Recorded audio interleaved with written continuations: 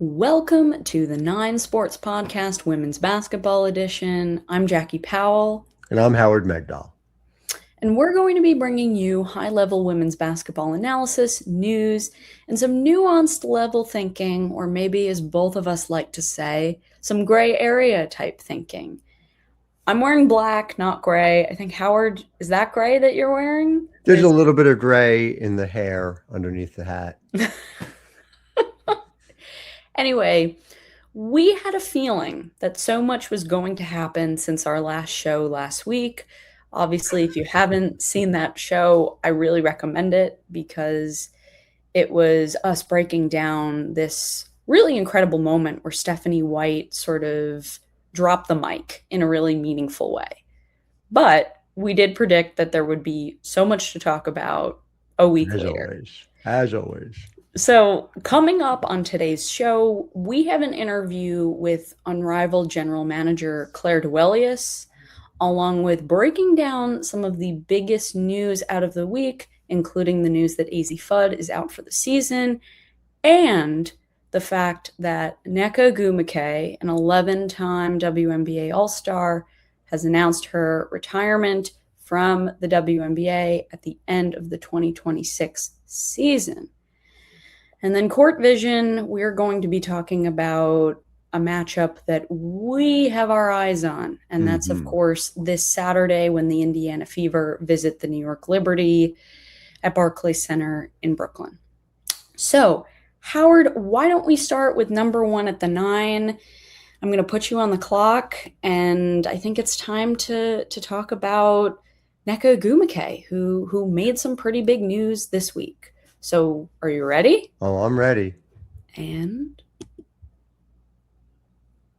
Nneka Ogwumike announcing her retirement is going to and has already led to a lot of conversation about her role off the court. And that obviously is a significant part of her legacy.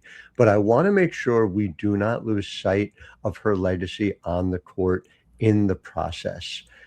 There is a catch-all stat that I use. It's not perfect, but it's very helpful, called win shares. There is exactly one player in the history of the WNBA who has accumulated more win shares than Nneka Ogwumike's 78.51, and that is Tamika Catchings at 93.66. She has done this by excelling in every element of the game. She posted in 2016 the most efficient shooting year in NBA or WNBA history. And she then went on for another 10 years of peak performance. Nneka Ogwumike on the court as well, an all-time great.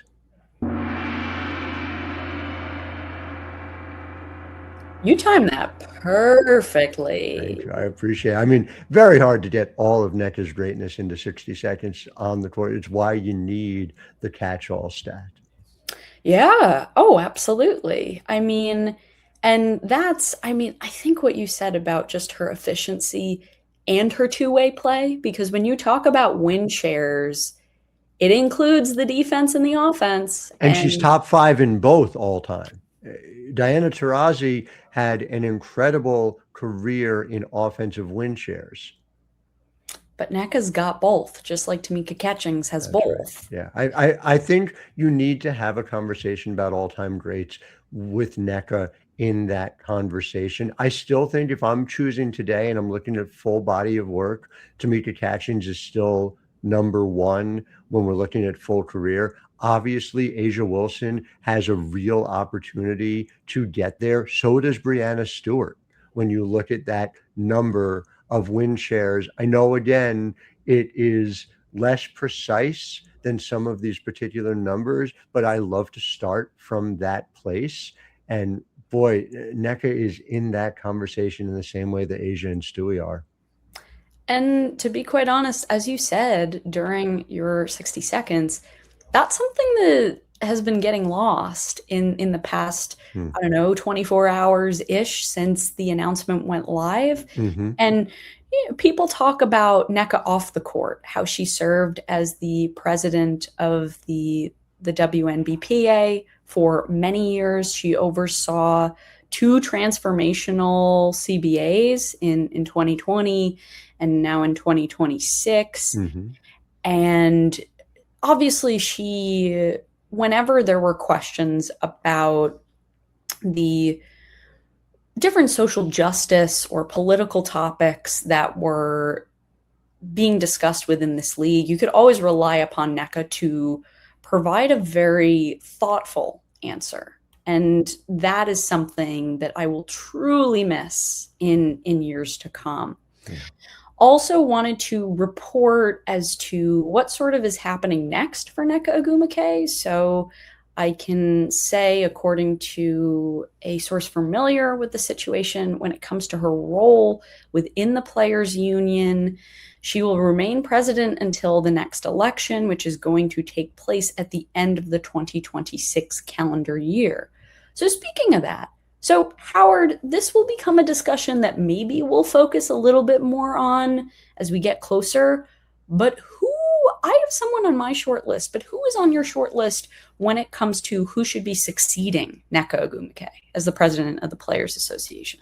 It is a tall order. I think from my perspective, the two people who have to be given first shot at this are Napheesa Collier and Breanna Stewart. Simply put, these are two people who have created a league. Obviously, we're going to talk to Clare Duwelius about Unrivaled in a little bit, but I think that's where the conversation really needs to start. I agree with both of those. I'm not sure if the fact that Napheesa Collier is already the first vice president, she took Kelsey Plum's spot. I don't know if that impacts her ability to run for the top role. But someone else who I want to sort of throw into the conversation as maybe a dark horse candidate is Brianna Turner.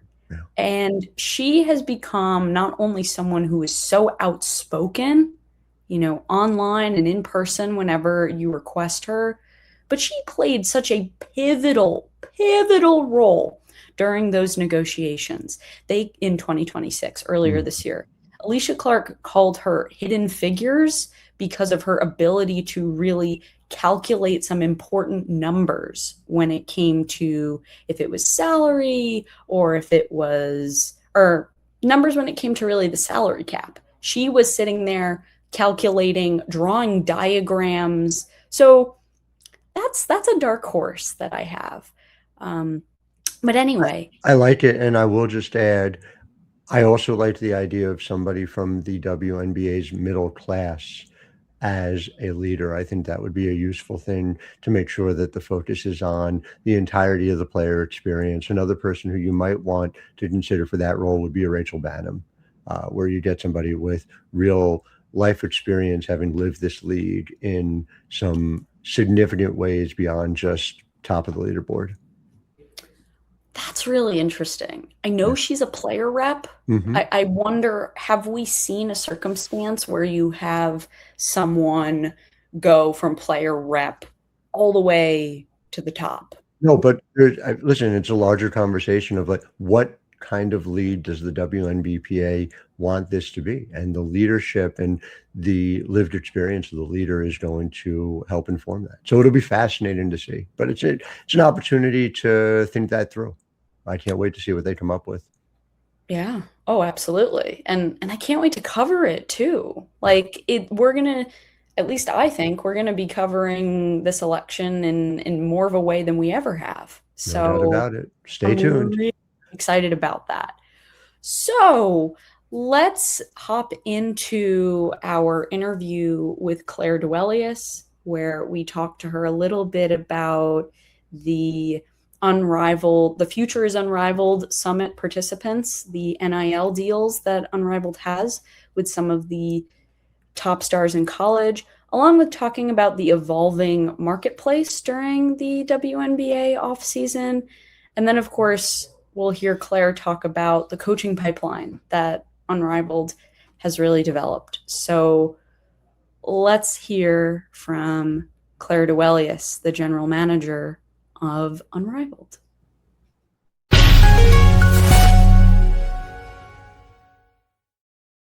Hi, back here at the 9 Sports Podcast Women's Basketball Edition. I'm Howard Megdal. And I'm Jackie Powell. And we are delighted to be joined by Clare Duwelius, general manager at Unrivaled. I just, as a point of personal privilege, have learned so much from Claire through the years, being able to cover her both on the WNBA side, where she was in the front office of the Minnesota Lynx, and now here as part of Unrivaled, which is just constantly pushing the envelope on the future. And so the future is Unrivaled, is an NIL program. A number of the biggest stars in the college game, people like Sarah Strong, Olivia Olson, Hannah Hidalgo, Madison Booker, the names go on and on. Again, top level talent. Claire, thanks for joining us. Tell us how the NIL program both started and just how it feeds into what Unrivaled is building. Yeah, thanks for having me. First of all, you guys, I love spending time with you. Yeah, so really the concept is just trying to build that bridge early on with the college talent. This is season 2 of our Futures Unrivaled program. We are lucky enough to bring 3 of kind of the headliners back, and Maddie, Hannah, and Sarah, and it was special for me, and it was meaningful in that they believed it in the first year that they built it. Obviously, Paige and Flage laid the groundwork even before our inaugural season. But having those 3 players come back really meant a lot. And then we wanted to kind of cast a broader net with some of the schools and players that we hadn't had come with us in the second year. And it's a really fun opportunity for us to, like I said, kind of build that relationship early with the players, get to know them as people, players. Obviously, the biggest kind of element of the weekend is our merchandise shoot, and they get to have fun, and our content team is industry leading and they do a wonderful job. And so they just getting to let their hair down and kind of be with people and players that they're not typically around is special. And I think that's honestly why we have luck bringing them back year after year, is because it's kind of a unique situation where they're not with their teammates, but they're able to spend time with, some of their peers that are kind of leading the country along with them from a basketball standpoint. So just really fun. I know it's like anything we do, it continues to evolve and it'll look different as we progress, but it's been really successful for us and a ton of fun. Very cool. Yeah. What I've found really interesting, sort of following along with that program, is you sort of see the players come in and do some skill work with some of your coaches. I think it was DJ Sackman was doing some workouts with them. And I guess just how much is it also trying to start to develop these players, show them what being a pro is about? Yeah, it's a great question. We have DJ Sackman, who is incredible. Honestly, the best that I've been around and have seen from a player development standpoint. And even all of our professionals are like coveting what the Lunar Owls kind of put together from a practice plan standpoint, because DJ he's just elite in that way. So we know we always want to surround the college talent with come in, get better. And that's what DJ provides year after year. And so that's, a meaningful element of the weekend. But yeah, it's fun. They get to go through, and as we mentioned, they're the best of the best in the college space for reasons, because they want to come in and work. And so that's a delight, obviously, for me to kind of witness. But as you mentioned, Jackie, it's like we know what we have kind of hung our hat on as a league. Players, professional players, they come to us to work on their game and get better. Year after year, we have 80+% of the players come in and they have average a career high statistically in at least one category, and that's like not debatable, right? Like the numbers are the numbers, and these aren't sophomores, second year professionals. They're 5, 6, 7 years of service, and they're still achieving some season highs. And so that's really, really meaningful for us. And it's because of the coaches that we intentionally put around them and having the objectives of getting better. And of course, it's about the competition, and the players will always play hard, but we want them to get something out of coming to Unrivaled every season. For sure. I mean, it's so wild that Unrivaled is about to hit its 3rd season. I mean, it feels like it was just yesterday when, the logo was coming out, the colors, everything. And so a lot has happened in 3 years. So Really Claire, I think what I want to know is I want to understand sort of how you all approach the, I guess I'll call it the WNBA off-season marketplace, because that's when your season is. Because obviously there have been a lot of changes. There have been leagues that are not going to run anymore, and then there are some new leagues too. Yeah, absolutely. It certainly has evolved, and I agree with your sentiment about it feeling like just yesterday. I think, like obviously Athletes Unlimited has made their announcement of its pause, and I do want to credit them because they were really the ones that pioneered the off season, the WNBA off season, like you're saying, and providing opportunities domestically for the players. And so hats off to them because they really, they were there first doing this in a meaningful way. And I think they provided opportunities. Like I said, I like to focus on us and what we bring. I think that we are really providing an opportunity for players to, like I mentioned in my last answer, about getting better. And that's been objectively true. And we're proud to say that. And not to mention, we're first class in everything that we do. And I think as we continue to take steps forward as a league with our tour stops and with just growing what we've built, we've taken like really intentional steps forward, not biting off more than we could chew early, but like taking real meaningful steps forward that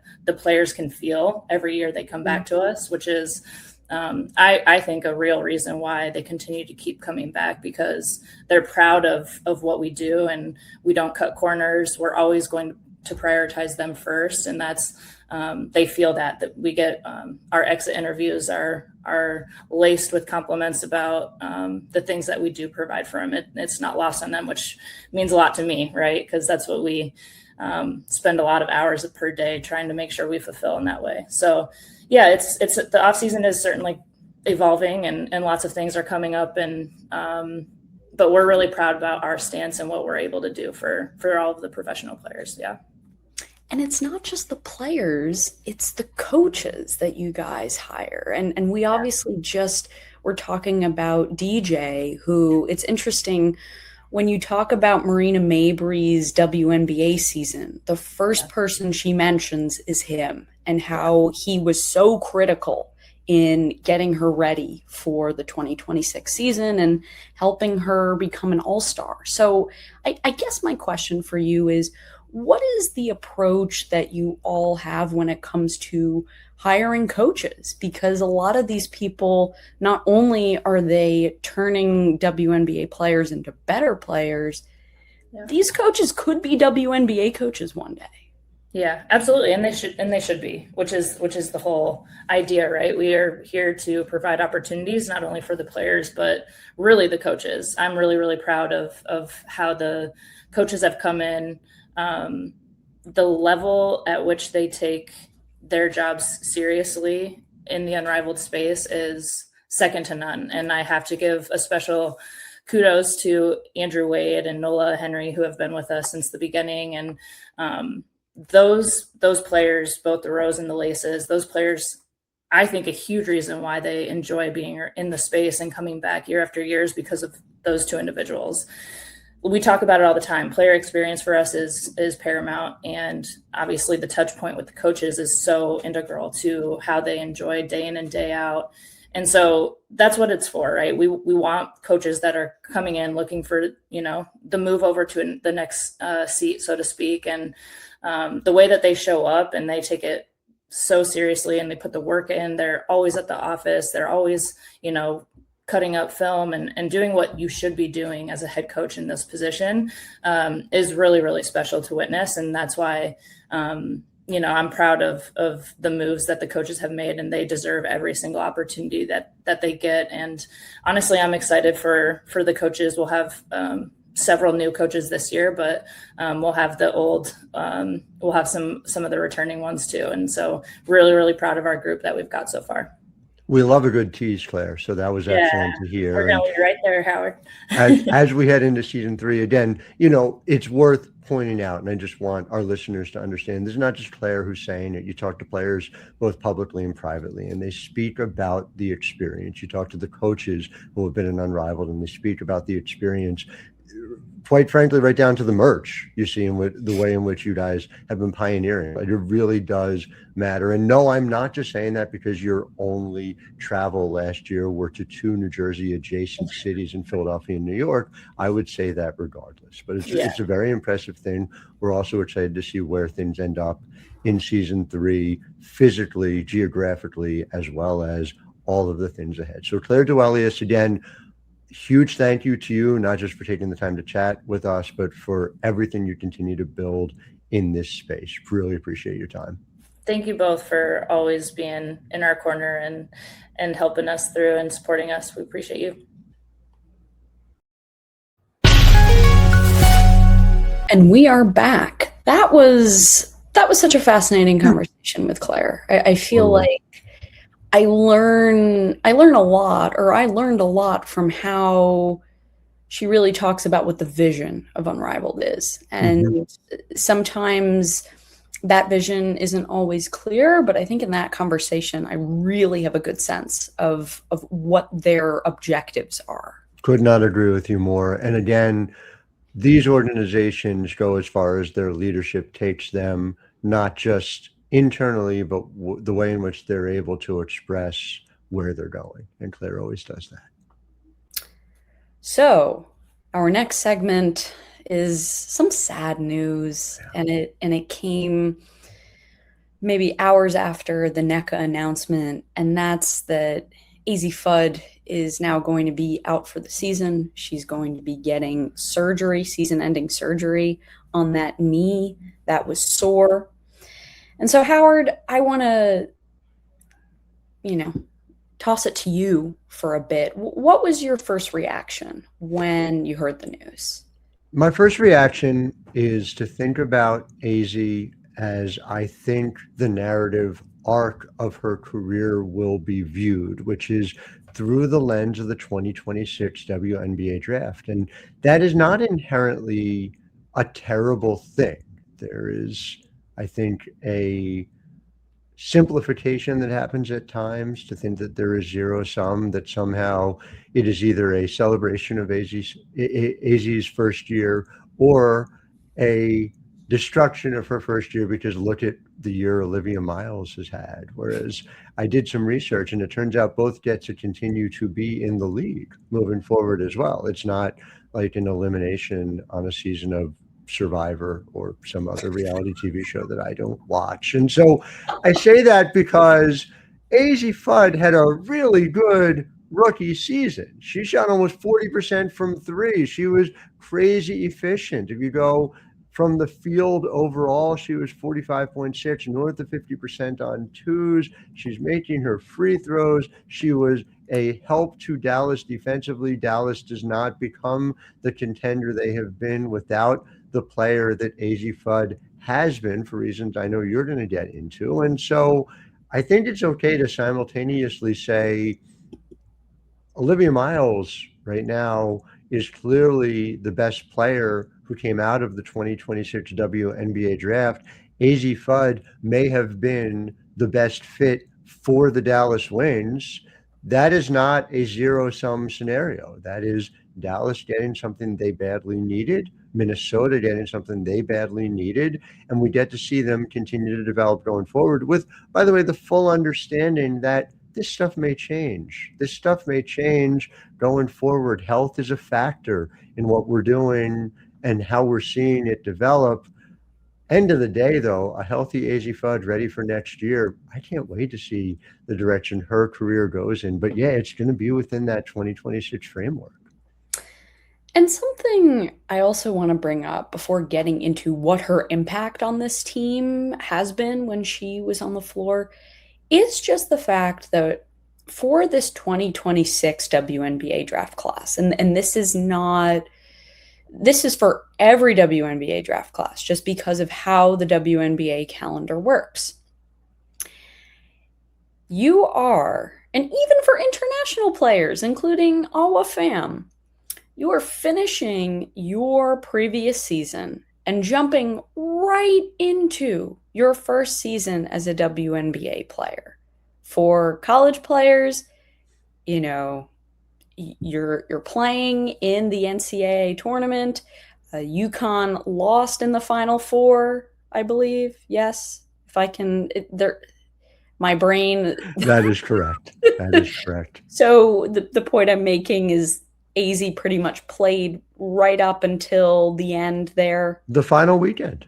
And then she goes to the draft. Then right after the draft, she has to pick up her life, and then training camp starts. Like that, there's no real break. Mm-hmm. So when us on the media side talk about how absolutely insane this offseason was, where free agency was smushed into 2 weeks at the same time as the WNBA draft.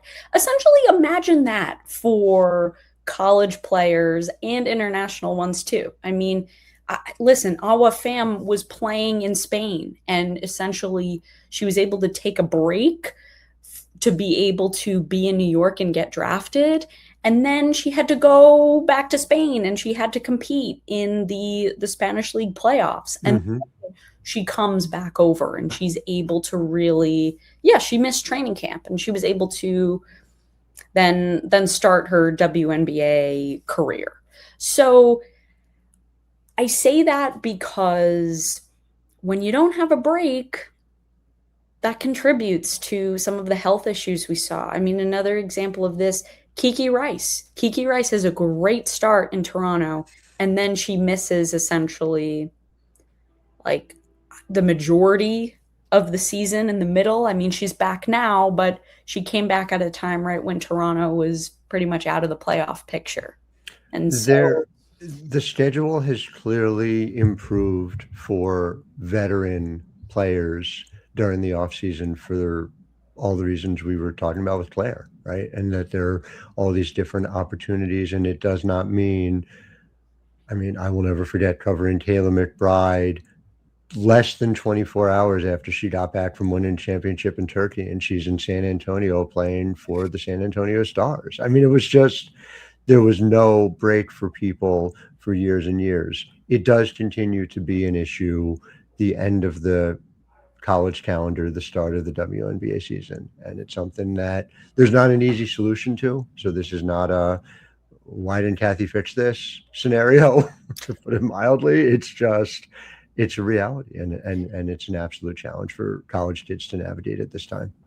I mean, what I will say about the new CBA is that there is going to be a combine committee, which is going to be a group of people that sort of figures out how can the WNBA expand the infrastructure for scouting players and scouting college players while also keeping in mind how the different calendars work. So the reason I bring up the combine committee is because that sort of dovetails with this idea of the college calendar and how the WNBA is trying to figure things out with that. Yeah. But moving back to Azzi Fudd, something I realized in the past week was exactly how the Dallas Wings were using her. And to be quite honest, this just shows how special of a player she can be when healthy. And so I've come to the conclusion, and it's sort of ironic, that the Dallas Wings only really truly have one wing on their roster, and that is in veteran Alicia Clark.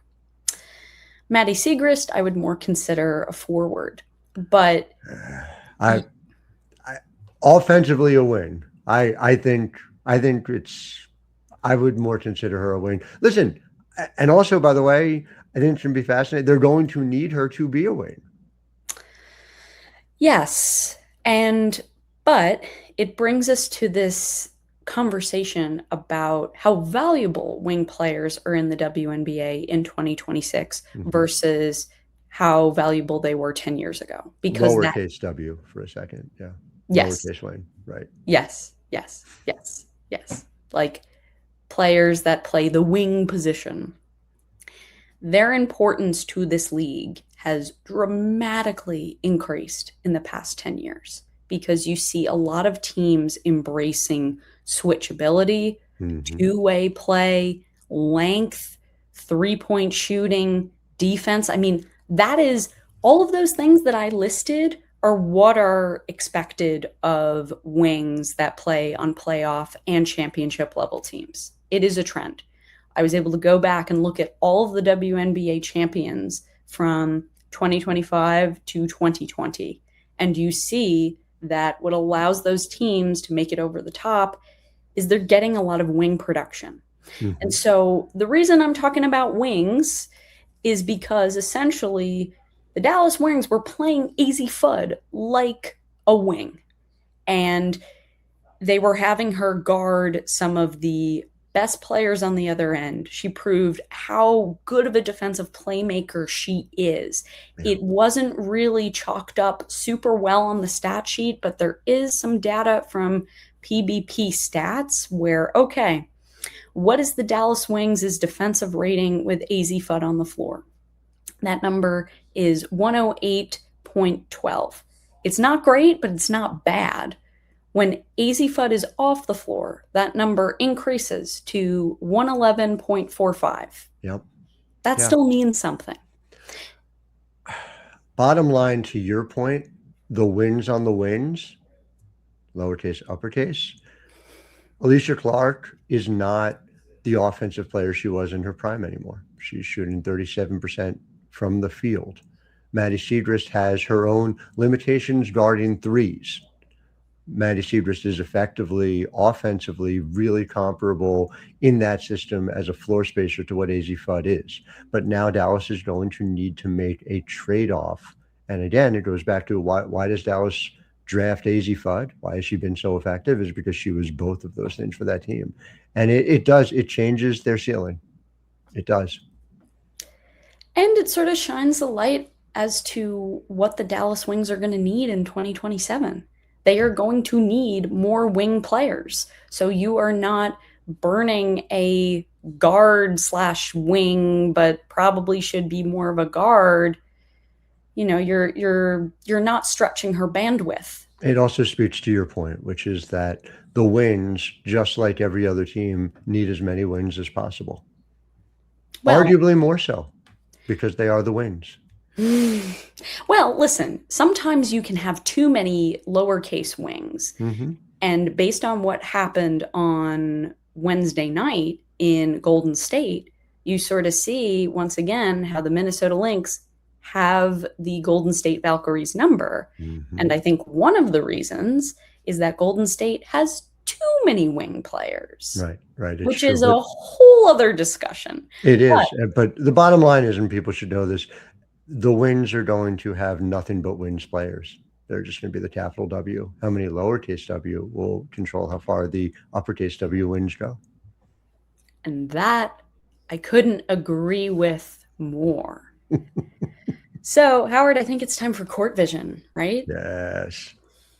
Okay. So this week, we are really looking ahead to a pretty important matchup that is happening at Barclays Center this Saturday night. The Indiana Fever come to New York to take on the Liberty for the final time during the regular season. So, Howard, what are you looking at and what are you watching out for when it comes to this matchup? I just want people to understand it's going to be intense. It's going to be a sellout. I would assume, in the same way that Barclays has become a madhouse. There's been some conversation, and it always happens at this point in time, of there's a clear MVP candidate ahead of everyone else for most of the year. There's a desire to try and find, is there someone else? And usually, no, there's not. And A'ja Wilson is the clear number one and has been number one on my hypothetical ballot the whole year. And, I have a few weeks, but it's hard to imagine she's not going to continue to be number one. Olivia Miles has a really good case and is probably 2 on my ballot right now. Ultimately, is going to be on the first team. I think A'ja clearly is number one. And then there's this desire to try and add other folks to the mix who, again, the difference between MVP and all WNBA first team is, in the broader scheme, relatively slight. If you are 2 through 5 in the WNBA, in the entire league, that is an incredible thing. And there's a lot of conversation lately that I saw about Caitlin Clark, who is having a great year, who is doing things, her double-double totals being greater than most of the entire rosters in the history of the WNBA is very telling. But there's no real argument to be made, in my view, that she is having the best year of anyone on the Indiana Fever. I think that has to be Kelsey Mitchell. It just has to be Kelsey Mitchell. And you just look at the numbers, and I don't know where Caitlin is ahead. Kelsey is shooting significantly better overall from the field. Kelsey Mitchell, in almost as many threes per game, is hitting 44.3% of them. Caitlin's at 35.8. There's just almost no real argument here for where Caitlin is better than Kelsey Mitchell. And I want to be clear, that is not a slight of Caitlin Clark, who is having an elite year. Caitlin's in the argument right now for, if not first team, certainly first and second all WNBA. But if we're talking 2026 WNBA MVP, please pay attention to Kelsey Mitchell, for the love of God. Look at what she's doing. It's incredible. And please try, I know we talked about this earlier with the draft with Azzi Fudd as opposed to Olivia Miles. Please try and remember, this is not zero sum. Oh, yeah. I mean, Kelsey Mitchell is... I do not know how the Liberty are going to defend Kelsey Mitchell. And that brings me to what I am looking for. And that is, will the New York Liberty's defense show up in this game? They recently, in their last game against the Chicago Sky, they lost to them, and the Chicago Sky do not have a top 4 offense in the league. The Liberty lost to them 93-86, which brings me to how the Liberty have done against the Indiana Fever this year. So both of these games that I'm going to mention are both without Leonie Fibish, who I cannot overstate how much she quarterbacks the defense for New York. While Chris DeMarco told us to not rule her out before the FIBA World Cup break, I don't know, the clock is ticking, and the Liberty only have, how many more games? I want to say 3 more, right? Yeah, 3 after more. the Fever game, it's then Indiana, Golden State, and Chicago, and then they're into the break. By the way, just to that point, you get to a certain moment and you say, well, maybe you just give her the 2 weeks of rest. So it'll be interesting to see. Definitely a question we'll be asking Saturday night. Well, we also don't know, is she going to be competing in the FIBA World Cup, which is in her home country? No doubt. But she has a huge impact on this defense. I mean, what were the numbers against Indiana? I think they were not without her. Yeah. Okay. So on July 18th, the Liberty's defensive rating in that game was 128.6. Yeah. Then you go almost a month later when they played Indiana again, when the Liberty had a month to try to adjust to life without Leonie Fibish. So on August 11th, the defensive rating in that game was 130.9. Again, this is where 100 is essentially sea level, is 1 point per possession, and that is close to 1.3 points per possession in both of them. So listen, I agree with you. It's going to be fascinating, and you don't need to stop Indiana. No one has really figured out how to stop Indiana. You need to slow them down enough. And so New York gets one more chance to show they can on Saturday night. Cannot wait to see that, and so much ahead. There will obviously be even more to come next week as well. As always, make sure you're listening to all of the 9 Sports Podcast sports editions. Women's soccer as well with Kathleen Geyer, our amazing college basketball show with Mike and Melissa, and women's hockey with Maya Smith. So until then, I am Howard Megdal. And I'm Jackie Powell. Wishing all of you a wonderful week ahead.